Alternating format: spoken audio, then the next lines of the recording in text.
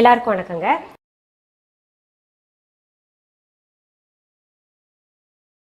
புதுசாக சப்ஸ்கிரைப் பண்ணுறவங்களுக்கு எப்போவுமே நான் வழக்கமாக சொல்லிக்கொள்கிறது இன்றைக்கி சொல்கிறேங்க.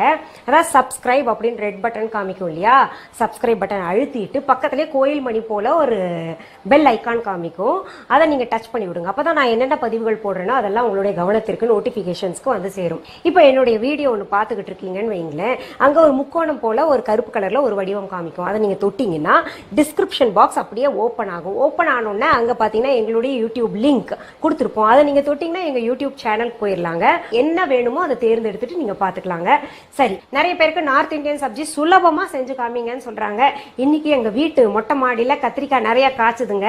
அதனால கத்திரிக்காய் சப்ஜி சப்பாத்தி கூட, ரசம் சோறு கூட ரொம்ப பொருத்தமா இருக்கும். பூரி கூட சாப்பிடலாம்.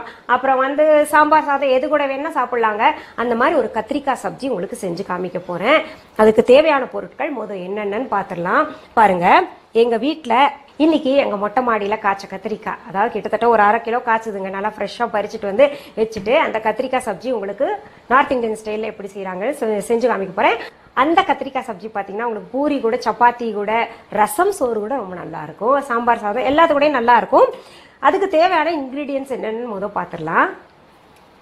கத்திரிக்காய் 1/2 கிலோ, கடுகு 1 டீஸ்பூன், பெருங்காயத்தூள் 1/2 டீஸ்பூன், மிளகாய்த்தூள் 2 டீஸ்பூன், மல்லித்தூள் 2 டீஸ்பூன், சோம்புத்தூள் 1 டீஸ்பூன், காஞ்ச மாங்காய் தூள் 1 டீஸ்பூன், மஞ்சள் தூள் 1/2 டீஸ்பூன், உப்பு தேவையான அளவு, எண்ணெய் தேவையான அளவு. தேவையான பொருட்கள் எல்லாம் பார்த்துட்டோம் இல்லையா? இப்ப பாருங்க, கத்திரிக்காயை நான் இப்படி அரிஞ்சு வச்சிருக்கேன். இவ்வளோ பெரிய துண்டுகள் இருக்கணுங்க. அதான் நம்ம வீட்டு கத்திரிக்காய்ன்றனால நம்ம அந்த காம்போடையே அரிஞ்சுக்கலாம்.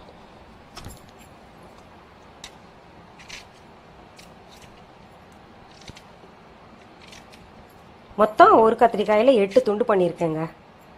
இப்போ இதன் செய்முறைக்கு போயிடலாமா? இங்க பாருங்க, அடுப்புல ஒரு பேன் வச்சிருக்கேன். அடுப்பை பற்ற வச்சிடலாங்க. இந்த பேன் பத்தி நிறைய பேர் ரொம்ப நல்லா இருக்கு அப்படின்னு சொல்லி கேக்குறீங்க. உங்களுக்கு டிஸ்கிரிப்ஷன் பாக்ஸ்ல ஆல்ரெடி லிங்க் போட்டிருக்கோம் 2-3 ஒரு எபிசோட்ல. இப்போ வந்து இன்னும் போடுறேன், இந்த எபிசோட்ல போடுறேன் அந்த லிங்கை, நீங்க பார்த்து வாங்கிக்கலாம். இது கொஞ்சம் காஸ்ட்லியா இருந்தாலும் என்ன தெரியுமா, நம்ம பிளான் பண்ணி அழகா 1 மாசத்துக்கு ஒரு பேன் வாங்கினா நல்லதான் வாங்கிக்கலாம். இது காலத்துக்கும் ஸ்ட்ராங்கா இருக்குங்க. ஏன்னா கீழே பாத்தீங்கன்னா ரொம்ப கனமா இருக்கும், நமக்கு அடி பிடிக்காது சீக்கிரத்துல. அது மாதிரி நல்ல பேனுங்க. நான் உங்களுக்கு கட்டாயம் டிஸ்கிரிப்ஷன் பாக்ஸ்ல இந்த தடவை போடுறேன், நீங்க பாருங்க. ஒரு 3 டேபிள் ஸ்பூன் அளவு எண்ணெய் ஊற்றிக்கலாம். எண்ணெய் காஞ்சிருச்சுங்க. நான் கடுகு போட்டிருக்கேன். கடுகு வெடிச்சிருச்சு பாருங்க. அடுத்தது நான் பெருங்காயத்தூள் சேர்க்குறேங்க.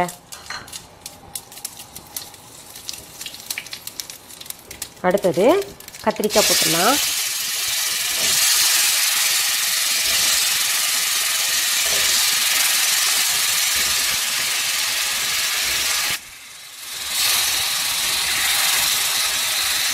கத்திரிக்காய் போட்டாச்சு இல்லையா? அடுத்தது பார்த்தீங்கன்னா நம்ம மல்லித்தூள் போட்டுக்கலாங்க. அடுத்தது மிளகாத்தூள், அடுத்தது மஞ்சத்தூள், அடுத்தது உப்பு, அப்புறம் அடுத்தது கலந்துடலாங்க.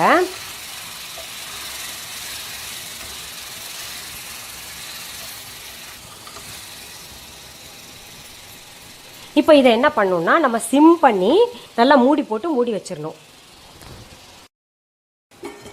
நான் இந்த கரண்டியை பயன்படுத்தும் போது ஒரு சிலர் வந்து கமெண்ட் பாக்ஸ்ல பிளாஸ்டிக் கரண்டியை பயன்படுத்தாதீங்க மேடம் அப்படின்னு சொல்றாங்க. அதாவது அப்படியெல்லாம் நான் பண்ண மாட்டேங்க. பாத்தீங்கன்னா இது ஹை குவாலிட்டி சிலிக்கான். இதெல்லாம் ஃபாரின்ல பாத்தீங்கன்னா ஃபாரினர்ஸ் நிறைய பேர் இதான் பயன்படுத்துறாங்க. இந்த ஷெஃப் எல்லாம் பாருங்க இந்த மாதிரி கரண்டிகள் பயன்படுத்துவாங்க. இதோட விலை பாத்தீங்கன்னா நீங்க சாதாரண நினைக்கிறீங்க, இது வந்து 4000 ரூபாய் இந்த கரண்டி மட்டுமே. ரொம்ப அல்றதுக்கெல்லாம் வசதியா இருக்குன்னு சொல்லிட்டு இது வாங்கினா ரொம்ப குவாலிட்டியானதுங்க, ஒண்ணுமே ஆகாது. இப்போ இந்த கத்திரிக்காய் சப்ஜி கூட நம்ம என்ன பண்ணலாம், எல்லாருக்குமே தேவைப்படும் அப்படின்னு நினைச்சீங்கன்னா ஒரு உருளைக்கிழங்கு வெட்டி போட்டு செய்யுங்க, ரொம்ப பிரமாதமா இருக்கும். அந்த 2 காம்பினேஷனும் போட்டு செய்யலாங்க. நம்ம இப்ப கத்திரிக்காய் அடுப்புல வச்சிருக்கோம் இல்லையா, அது எப்படி வெந்திருக்கான்னு சரியா பார்க்கலாமா? நல்லா சரியா இருக்குங்க. இப்ப நம்ம இதுல காஞ்ச மாங்காய் தூள் இருக்கு இல்லையா, அதை சேர்த்துக்கலாம்.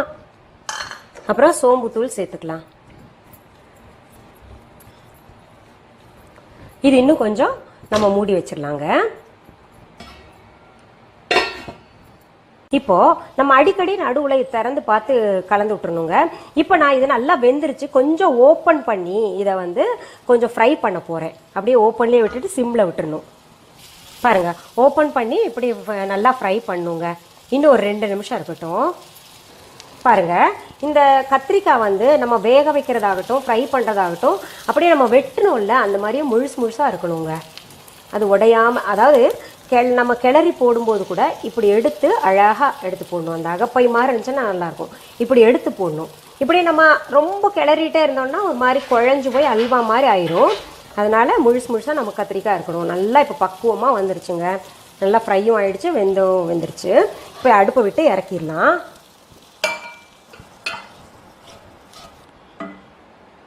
சரி, நான் ஒரு கத்திரிக்காய் துண்டு சாப்பிட்டு பார்க்குறேங்க. நான் சரியா செஞ்சுருக்கேன். நான்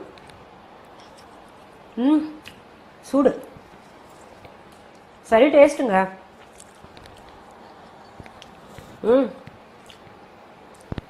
இது கூட நீங்கள் பொட்டேட்டோ நான் சொன்னேன் இல்லையா, அதையும் போட்டுக்கிட்டிங்கன்னா நல்லாயிருக்கும். பட் நான் வந்து அதிகமாக உருளைக்கிழங்கு சேர்த்துக்கிறது இல்லை, அதனால் நான் வந்து போட்டிருக்கேன்.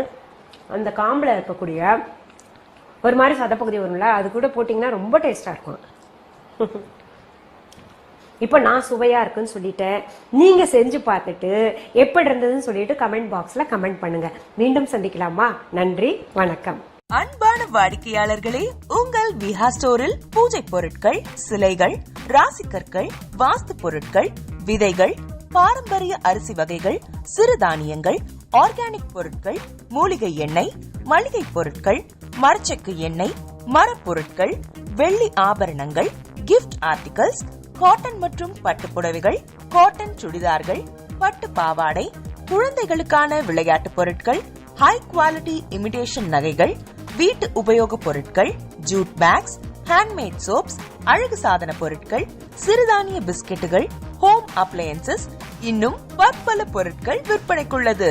விஹா ப்ராடக்ட்களை நீங்கள் வாங்க விரும்பினால் அது எங்களுடைய viha.online வெப்சைட் மற்றும் சென்னை ராஜா அண்ணாமலைபுரத்தில் உள்ள எங்கள் விஹா ஸ்டோரில் மட்டுமே கிடைக்கும் என்பதை தெரிவித்துக் கொள்கிறோம். வேறு எந்த ஆன்லைன் வெப்சைட்களிலும் விஹா ப்ராடக்ட்கள் விற்பனைக்கு கிடையாது என்பதை நீங்கள் கவனத்தில் கொள்ள வேண்டும். எங்கள் விஹா ஸ்டோரின் விலாசத்தை கண்டறிய கூகுள் மேப்ஸில் விஹா ஸ்டோர் என்று டைப் செய்தால் வழியை கண்டறியலாம். www.viha.online வெப்சைட்டிலும் விஹா ஸ்டோரின் அட்ரஸ் உள்ளது.